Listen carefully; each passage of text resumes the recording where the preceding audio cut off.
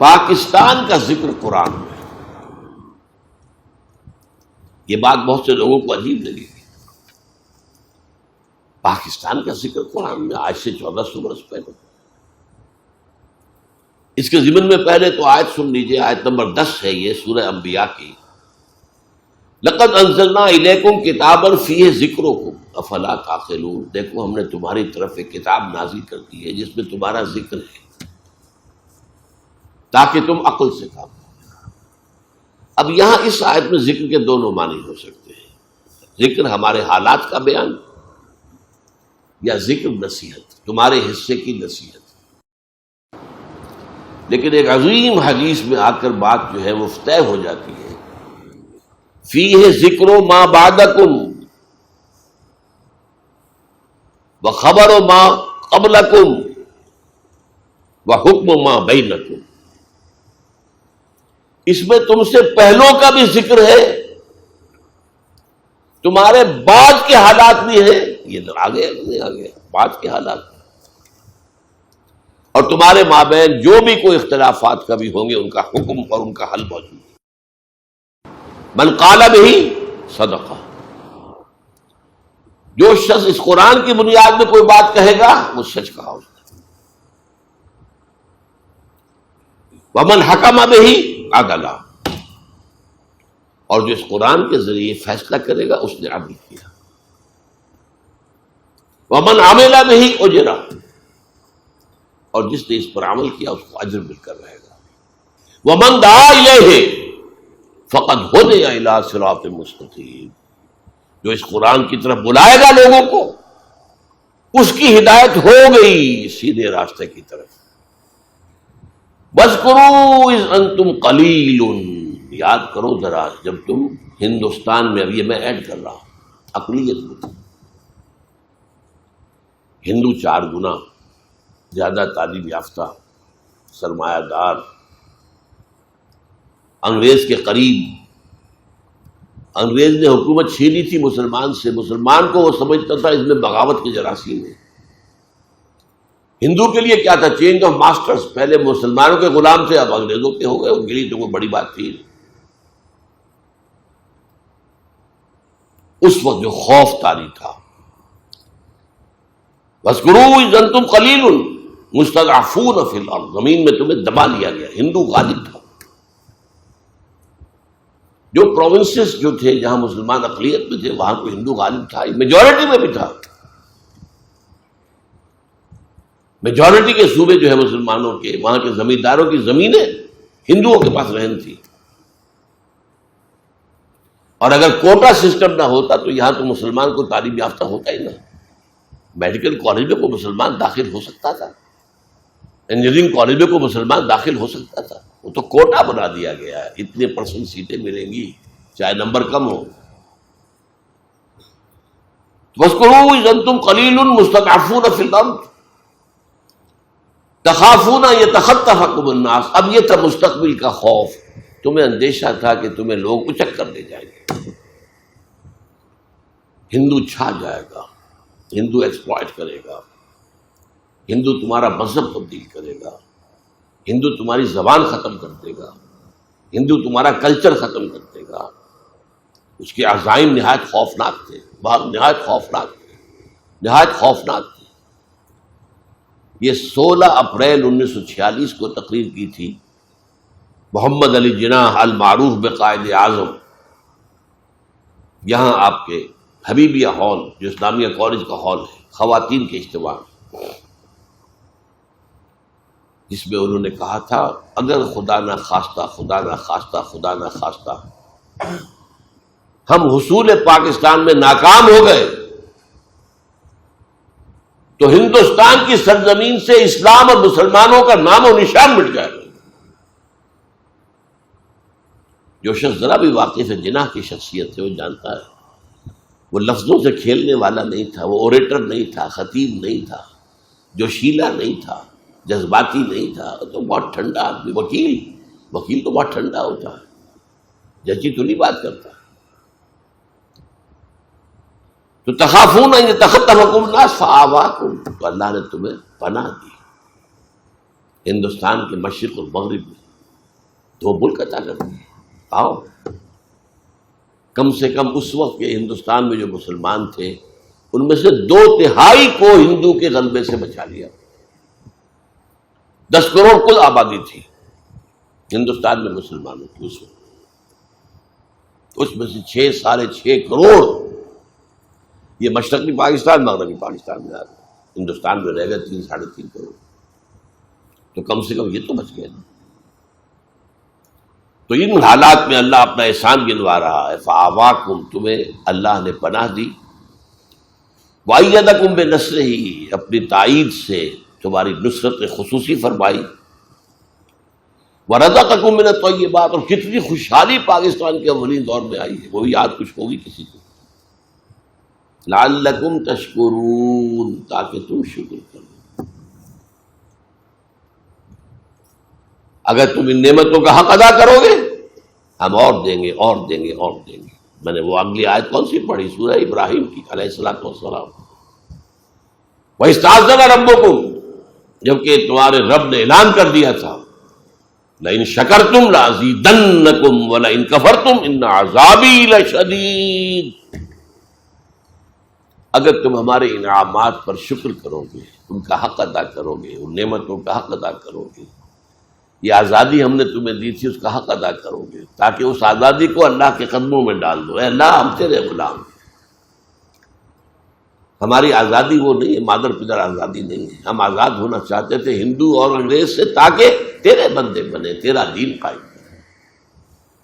اگر یہ ہم کرتے لازیدنکم، میں اس آیت کی روح سے لازم سمجھتا ہوں کہ پاکستان بھارت کے اور علاقے فتح کرتا، کم سے کم کشمیر کا تو سوال ہی پیدا نہیں ہوتا کہ جانے دیتا. لیکن ہم نے پہلے روز سے ناشکری کی، اللہ کے دین کی طرف قدم نہیں بڑھایا. میں اس میں نہیں جانا چاہتا کون ذمہ دار ہے، پوری قوم ذمہ دار ہے. البتہ مختلف افراد کی اپنی اپنی جگہ اہمیت ہوتی ہے، اس کے اعتبار سے کسی کی ذمہ داری زیادہ ہے، کسی کی کم ہے. لیکن لعلکم تشکرون نہیں کرو گے تو عذاب. اللہ نے 25 برس قمری اعتبار سے 25 برس مہلت دی، پھر عذاب کا پہلا کوڑا پڑا مشرقی پاکستان. 93,000 ہمارے قیدی ہندو کے ہاتھ. کتنا اسلحہ، کتنے ہمارے جہاز، کتنے ہمارے ٹینک ہندو کے پاس گئے. ہمارا مورال زمین پر پاتال میں، ہندو کا مورال آسمان میں. زیادہ سے زیادہ 6 دن کی مار تھا مغربی پاکستان بھارت کے لیے. اب وہ تو اللہ کی مرضی تھی، نکسن کے دل میں بانٹ ڈالی. حدیث میں آیا ہے تمام انسانوں کے دل اللہ کی 2 انگلیوں کے مابین ہے، جدھر چاہتا ہے پھیر دیتا ہے. نکسن. اندرا گاندھی مرتے دم تک شکایت کرتی رہی، pro Pakistan tilt of Nixon administration.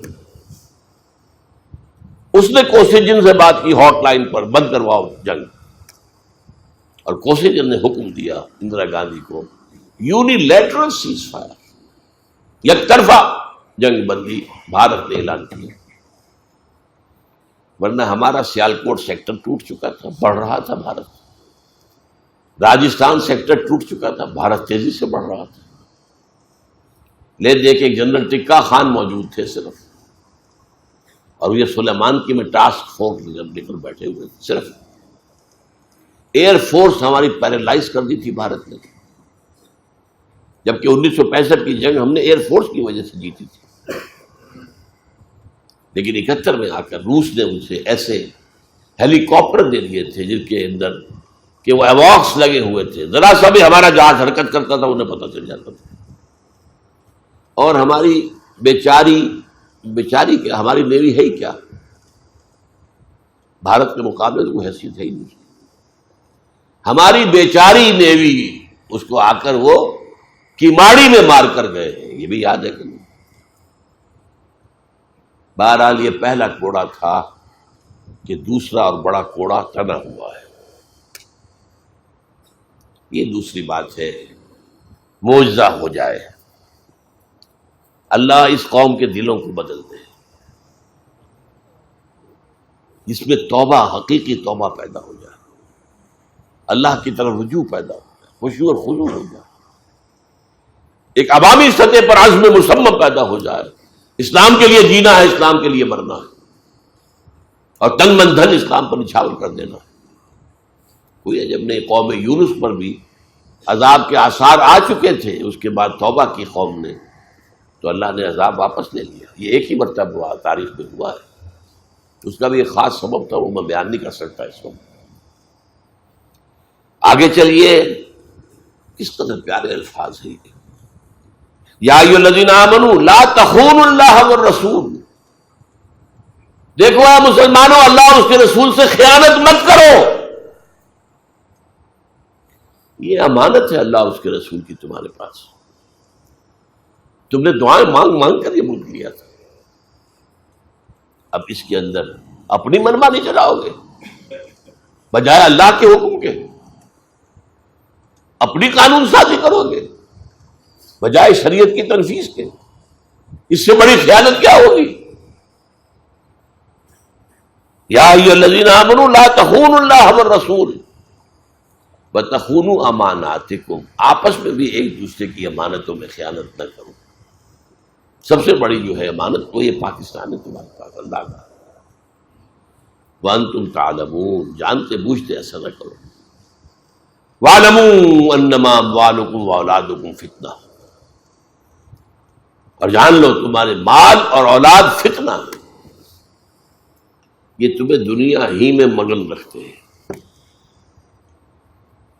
کافر کی یہ پہچان کہ آفاق میں گم ہے، فکر معاش ہے، اولاد کی تعلیم بہتر سے بہتر ہو جائے، 10,000 20,000 فیس دینی پڑے کوئی بات نہیں، کہیں سے لے لیں گے، ڈاکہ مار لیں گے، رشوتیں لے لیں گے، غبن کر لیں گے، مال اور اولاد فتنہ، یہی تمہیں روکے ہوئے ہیں، یہی تو تمہاری دامن تھامے ہوئے ہیں، اللہ کی راہ میں بڑھنے نہیں دیتے۔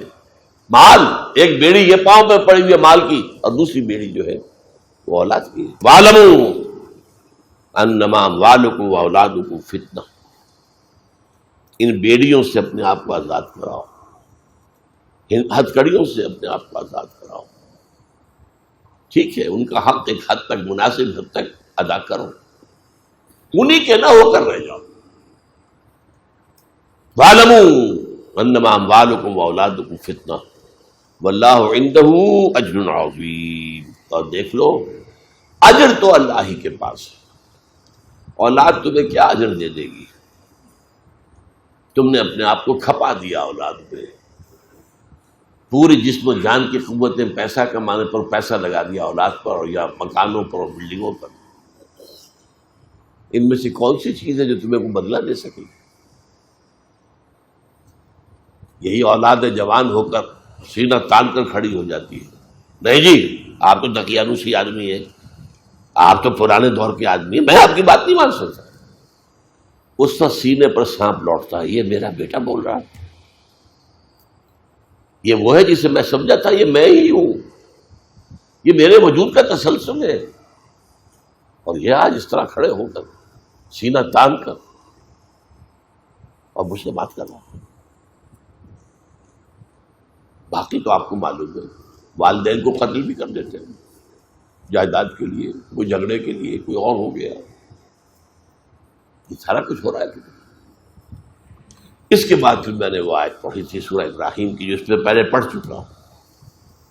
اللہ کا قانون یہ ہے، وہ کسی پر نعمت دیتا ہے تو اگر اس کا حق ادا کرے تو اور دیتا ہے، اور دیتا ہے، اور دیتا ہے، اور اگر کفران نعمت کرے، کفران نعمت، تو میرا عذاب بھی شدید ہے۔ ایک شدید عذاب کا مزہ ہم چکھ چکے، لیکن وہ عذاب اکبر نہیں تھا، پاکستان ختم ہو جاتا، یہ بھی ہو سکتا تھا۔ میں نے تو ابھی آپ سے کہا، میں ڈنکے کی چوٹ کر رہا ہوں، 71 میں صرف 6 دن کی مار تھا Pakistan Bharat. It could have vanished from the map of the world right in 1971۔ یہ اللہ نے مزید مہلت دی ہے، مزید مہلت دی، مزید مہلت دی، اور مہلت کن کے ذریعے سے دلوائی ہے؟ ہمارا زور چلتا تھا نکسن پر، کوئی ہمارا زور چلتا تھا کوسیجن کے اوپر، اور اندرا گاندھی تو فاتح تھی، وہ ہماری بات سننے والی کہاں تھی؟ اس نے تو بڑے فخر سے کہا تھا ہم نے نظریہ پاکستان دو قومی نظریے کو خلیج بنگال میں غرق کر دیا ہے۔ کہاں گیا تمہارا دو قومی نظریہ؟ کیوں علیحدہ ہو گیا مشرقی پاکستان اگر تم ایک قوم تھے؟ اور ہم نے اپنی 1000 سالہ غلامی کا بدلہ چکا لیا مسلمانوں سے۔ یہ اس کی فاتحانہ شان تھی اندرا گاندھی کی۔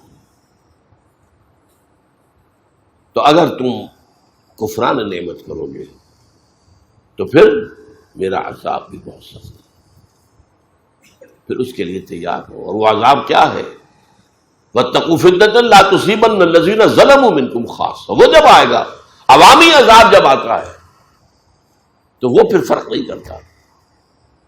آخرت میں جو عذاب ہوگا وہ انڈیویجول بیسس پر ہوگا۔ آپ کا حساب کتاب یہ ہے انڈیویجول، کلہم آتی ہے یوم القیامت فردا۔ وہاں قومی سطح کا حساب نہیں ہے، قومی سطح کا حساب یہاں ہوتا ہے، اور یہاں پر پوری قوم پکڑی جاتی ہے۔ جیسے کہ میں اسپانیہ کی مثال دیجوں، ان تتولوا یستبدل قوم غیرکم ثم لا یکونوا امثالکم۔ اے مسلمانوں، اگر تم پیٹھ دکھا دو گے، ہم نے تمہیں ایک بہت بڑا اونچا مقام دیا، وہ اجتباکم، تمہیں چن لیا ہے، تمہیں خیر امت بنایا ہے۔ کنتم خیر امت اخرجت للناس۔ اب اس کی اگر ذمہ داریوں کو ادا نہیں کرو گے، پیٹھ موڑ لو گے، تو تمہیں ہٹائیں گے، کسی اور قوم کو لے آئیں گے۔